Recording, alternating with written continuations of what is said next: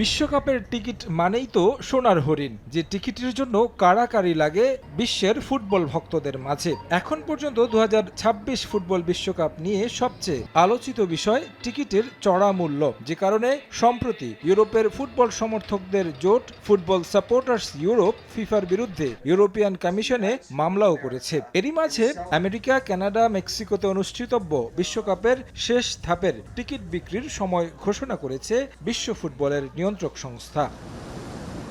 এখন পর্যন্ত কয়েক ধাপে টিকিট ছেড়েছিল ফিফা, যেখানে সবকটি টিকিটই বিক্রি হয়ে গেছে। শুধু তাই নয়, এরপরও অসংখ্য টিকিটের চাহিদা এসেছে ফিফার কাছে, যে কারণে ফিফা সভাপতি জিয়ান্নি ইনফান্তিনো এবারের বিশ্বকাপের টিকিটের চাহিদা নিয়ে মন্তব্য করতে গিয়ে বলেন, এবার চাহিদা একসঙ্গে 1000 বছরের বিশ্বকাপের সমান। আসন্ন মেগা ইভেন্টে 104 ম্যাচের সবকটি হাউসফুল হবে বলে প্রত্যাশা করেন ইনফান্তিনো। যদিও যুক্তরাষ্ট্র, কানাডা ও মেক্সিকোর যৌথ আয়োজনে অনুষ্ঠিতব্য এই টুর্নামেন্টের টিকিট মূল্য নির্ধারণ নীতির কারণে ফিফাকে পড়তে হয়েছে সমালোচনার মুখে।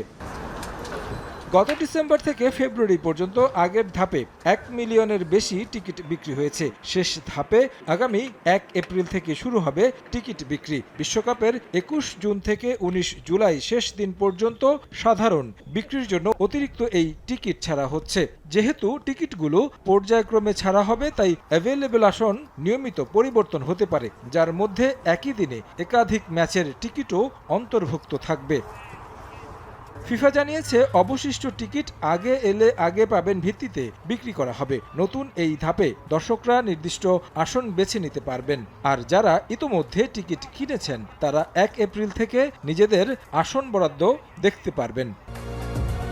এর আগে ডিসেম্বরে সাধারণ টিকিট বিক্রি শুরুর পর ফুটবল ভক্তরা অতিরিক্ত দাম নিয়ে ক্ষুব্ধ প্রতিক্রিয়া দেখাতে থাকেন। তখন গ্রুপ পর্বের সবচেয়ে কম মূল্যের টিকিট ছিল $140, আর ফাইনালের টিকিটের দাম ছিল সর্বোচ্চ $8680। জার্মান ফুটবল ফেডারেশনের তথ্য মতে 14 জুন নিজেদের প্রথম ম্যাচে টিকিটের সর্বনিম্ন দাম $180 বা $22,000 এছাড়া সেমিফাইনালের সর্বনিম্ন $920 থেকে সর্বোচ্চ $1125 টিকিট কিনতে হবে। তারেক হাসান শিমুল, সময় সংবাদ।